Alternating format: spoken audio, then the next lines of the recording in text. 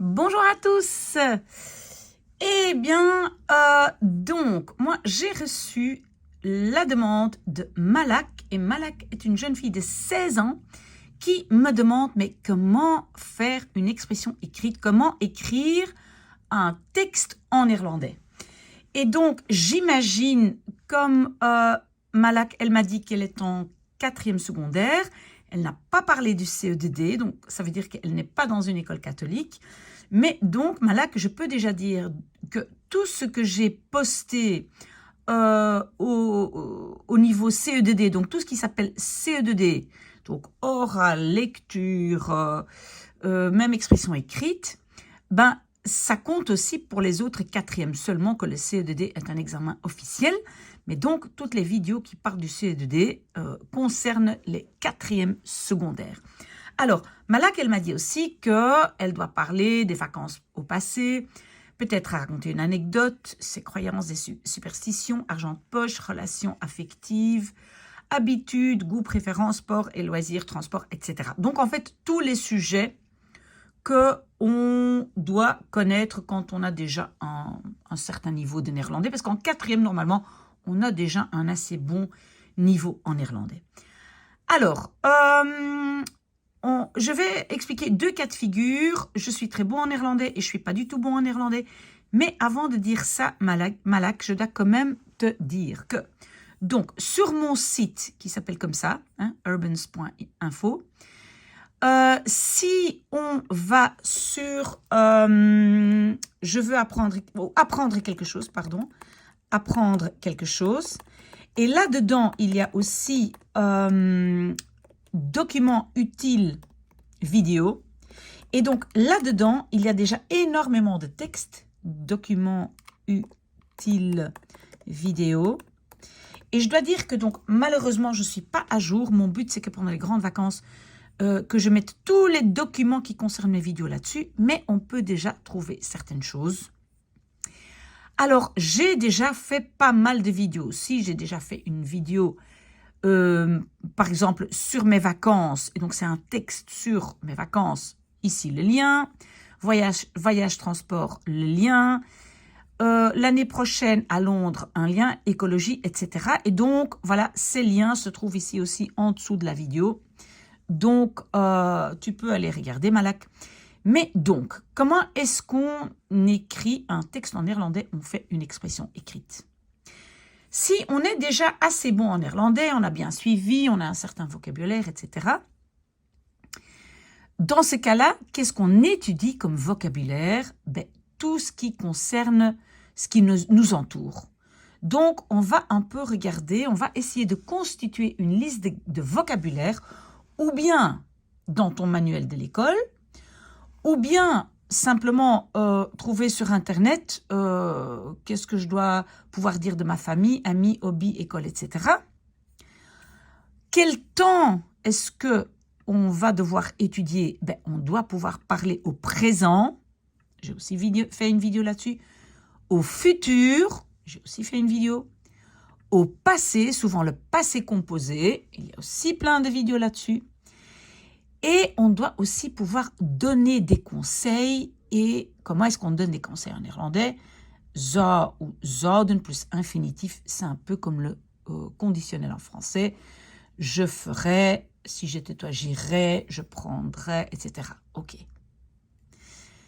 Alors, on essaye d'écrire un texte tout de suite en néerlandais, phrase par phrase. Donc, on réfléchit.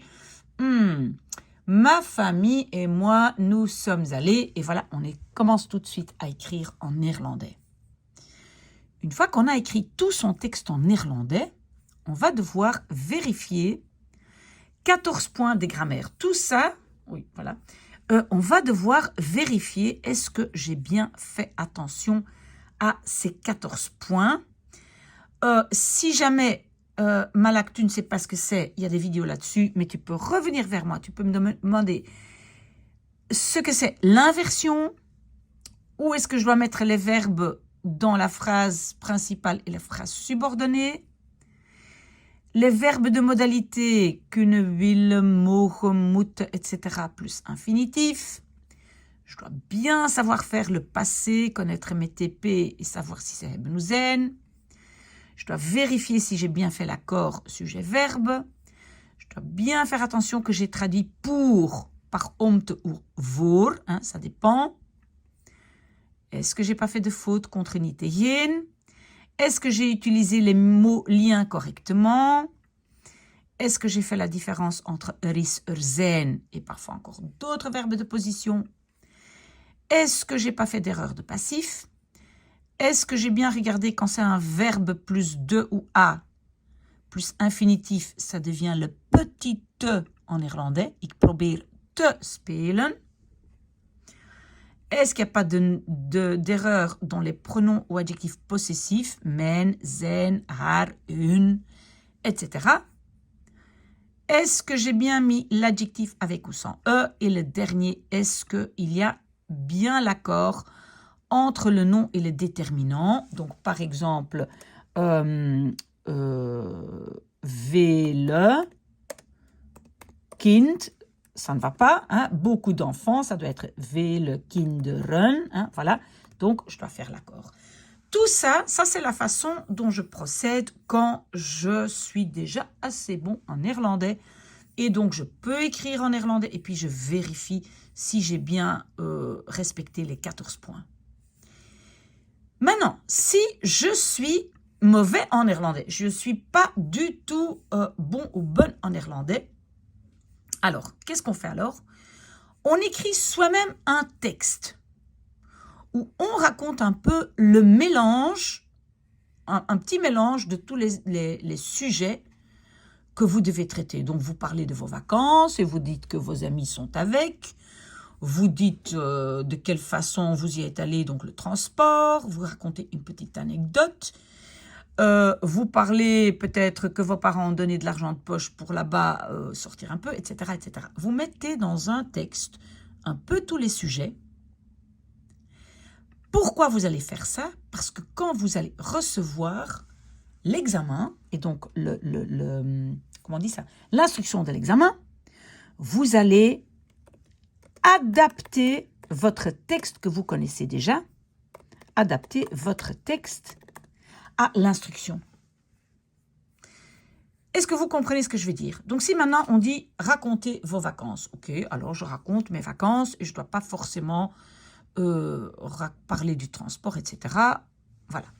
Si maintenant le sujet est parler de vos moyens de transport, je prends de nouveau le même texte, j'utilise surtout les phrases qui parlent du transport et je rajoute peut-être quand même un tout petit peu à droite et à gauche.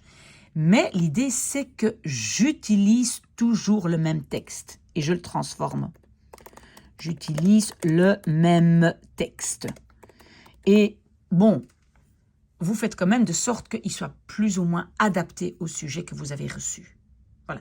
Vous n'avez pas d'autre choix, si vous n'êtes pas mauvais, vous n'allez pas apprendre à écrire un texte en néerlandais juste en 2-3 semaines.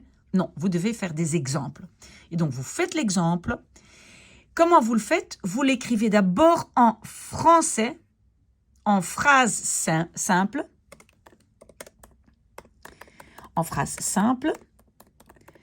Quand vous l'avez écrit, ou bien vous traduisez vous-même en français, ou bien vous me l'envoyez et moi, je fais une vidéo sur la traduction de votre texte. Hein, ça, vous pouvez faire aussi si ça vous prend trop de temps ou vous n'êtes pas sûr. Je peux toujours faire ça. Mais donc, Malak, maintenant, il faut choisir, est-ce que je fais des exemples de textes avant ou est-ce que j'étudie séparément vocabulaire et puis grammaire, les TP, etc. Je pense que c'est un peu plus difficile. Donc, moi, si j'étais toi, je ferais au moins un texte exemple, si pas 2, 3, donc des textes à adapter.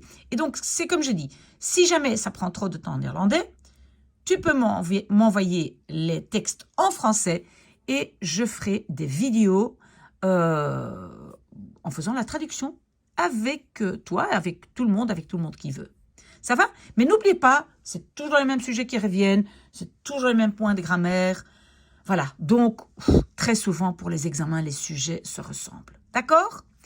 S'il y a des questions, voilà, pas de souci, je suis là.